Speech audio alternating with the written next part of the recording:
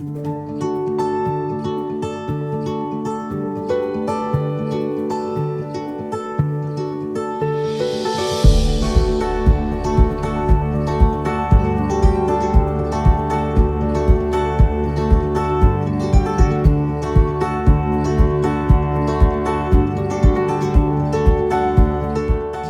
sobat, salam jumpa, ketemu lagi kita di konten Ada Apa Hari Ini. Dan seperti biasa, untuk yang belum subscribe, di subscribe dulu, tekan tombol like dan tinggalkan komentar bijak. Jangan lupa tekan loncengnya dan bagikan. Kalau sudah, mari kita lanjut.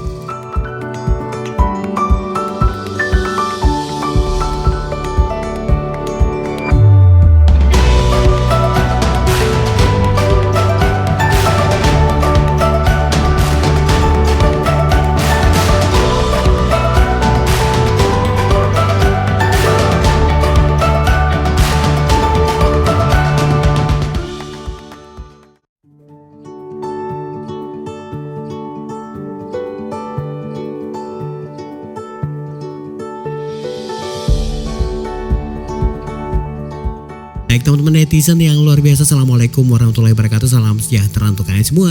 Dan semoga saja limpahan keberkahan dan keberuntungan terus diberikan Tuhan Yang Maha Kuasa, pemilik langit, bumi, dan seluruh isinya. Dan seperti biasa, saya Rudi Hartono, Spiderman Parepare, kembali mengajak kalian untuk melihat peristiwa hari ini di Ada Apa Hari Ini.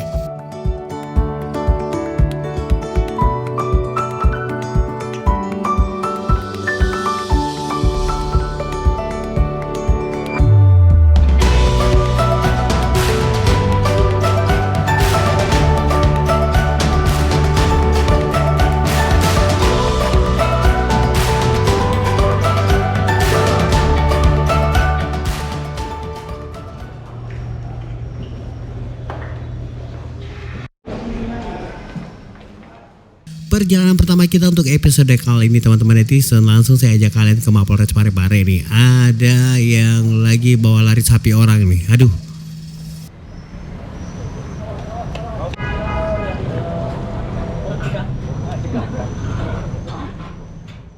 Nah teman-teman, ceritanya ini konon katanya ini gara-gara ya lahan buat ngangon sapi gitu ya, istilahnya padang rumput yang jadi rebutan kayaknya ya, karena merasa bahwasanya dia adalah orang pertama yang membawa ternaknya ke situ dan merasa bahwasanya wah ini nggak boleh ada yang ganggu nih.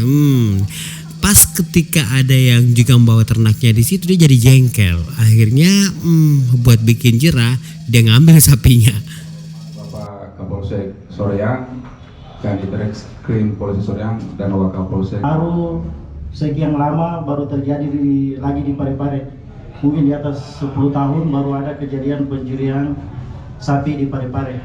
Jadi perlu saya sampaikan berawal dari laporan polisi Polsek Soreang bernomor 1 tanggal 2 Januari tahun 2023. Sekitar pukul 9 pagi, lelaki Supardi bin Haji Hamzah datang melapor di Polsek Soreang bahwa dia telah kehilangan sapi sebanyak 2 ekor.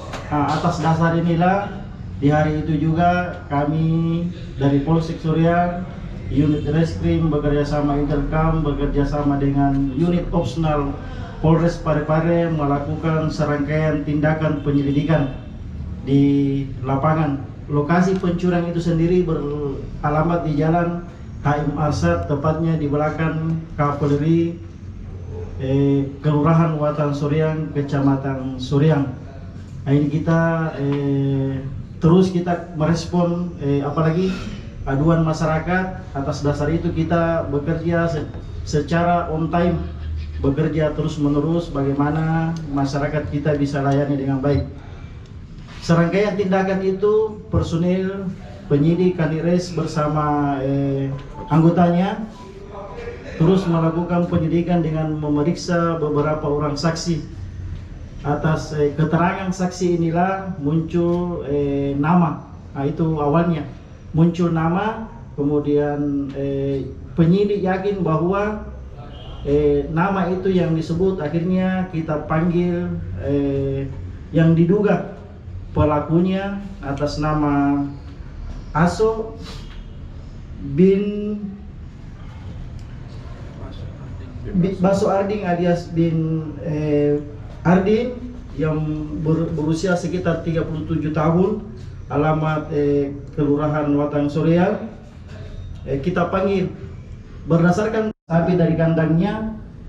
Pelaku juga mengambil sekitar pukul 7 pagi, korban mengeluarkan sapi dari kandangnya. Sekitar 7.30 pelaku jenis barang bukti berupa mobil sudah kita amankan di polsek, kemudian sapi karena ini menyangkut barang bernyawa hewan ternak, akhirnya hewan ternak itu kita kembalikan ke pemilik ternak tersebut, dititip rawat ke pemilik korban. Apabila mungkin itu saja rekan-rekan, silahkan kalau ada pertanyaan nanti kita sharing. Jadi informasi dari tersangka ini bahwa modusnya hanya mungkin sakit hati, tidak ada karena satu lokasi mungkin sakit hati ke korban, akhirnya dia mengambil sapinya, padahal dia mungkin satu kampung, mungkin karena pengakuannya dia sakit hati, mungkin karena ya desakan ekonomi kedua, akhirnya terjadi pencurian itu. Begitu saja pasal yang kita gunakan, pasal 362, ancaman hukumannya maksimal 5 sampai 7 tahun penjara. Begitu saja rekan-rekan. Silakan kalau ada pertanyaan silakan. Terima kasih. Lalu Pak Kapolres, apakah ini kasus pertama yang dia lakukan atau yang kesekian kalinya? Berdasarkan karena kita sudah mencari jejak rekam beliau, Pak Aso ini baru kali ini dia melaksanakan kegiatan penjualan sapi, walaupun pada dasarnya memang kerjanya ini jual beli sapi. Ya itu. Baru dilakukan ini. Baik, teman-teman dari Mapolres Parepare, selanjutnya saya ajak kalian keliling lagi, dan kali ini saya mengajak kalian ke Kabupaten Nrekang. Wow, kita ke Nrekang jalan-jalan. Bukan Nrekang, tapi Toraja. Menginjakkan kaki di tanah Toraja dan Toraja Utara adalah impian wisatawan lokal maupun mancanegara. Bagaimana tidak, selain adat dan budayanya yang terus terjaga, keindahan alam Toraja tentu tidak diragukan lagi. Saat berada di Toraja Utara, tentu tidak lengkap rasanya jika tidak berkunjung ke salah satu objek wisata tertua di Toraja. Namanya Londa. Londa sendiri adalah objek wisata berupa makam gua yang berada di area perbukitan Desa Sendang, Kecamatan Sangalangi, Kabupaten Toraja Utara, Sulawesi Selatan. Gua Londa ini diyakini sudah berumur lebih dari ratusan tahun. Sebelum memasuki gua, pengunjung terlebih dahulu menyewa lampu Petromax lengkap dengan pemandunya. Biaya sewanya mulai dari Rp25.000 hingga Rp50.000. Pemandu lokal inilah yang akan menjelaskan adat istiadat masyarakat Toraja dan juga kisah hidup dari mereka yang dimakamkan di Gua Londa. Salah satu yang fenomenal adalah makam sepasang kekasih yang dijuluki Romeo dan Juliet dari Toraja.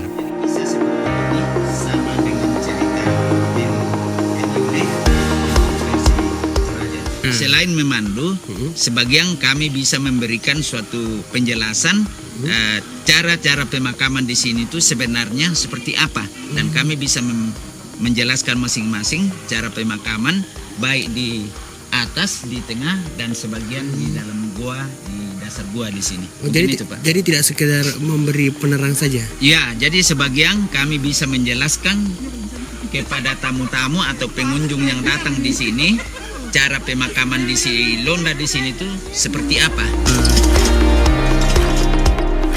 Pemandu lokal dengan lampu Petromax yang ada di objek wisata Gua Londa ini memang semuanya adalah anggota keluarga yang sanak keluarganya dimakamkan di Gua Londa. Beberapa di antaranya bahkan sudah menjadi pemandu lokal selama puluhan tahun. Mereka juga tidak lupa mengajari anak-anaknya untuk belajar menjadi pemandu di dalam Gua Londa. Tidak heran jika menjadi pemandu wisata lokal bagi warga di sekitar objek wisata Londa sudah menjadi mata pencaharian warga.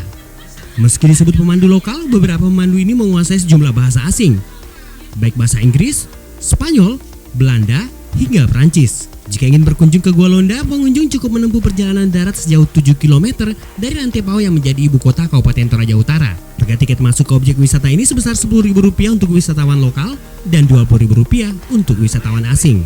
Kubur di luar.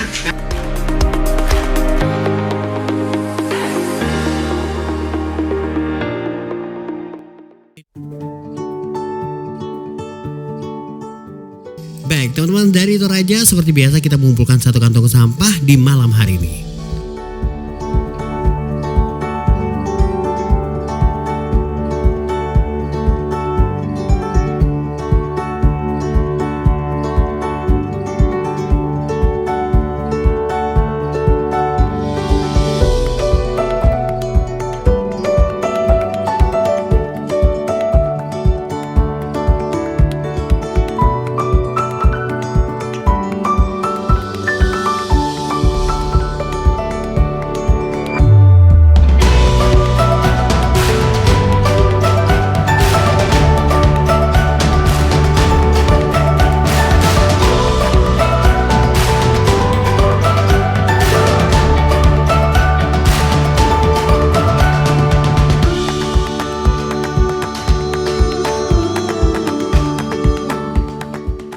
Sepertinya untuk episode kali ini cukup sekian dulu. Terima kasih sudah nonton. Jangan lupa subscribe ya.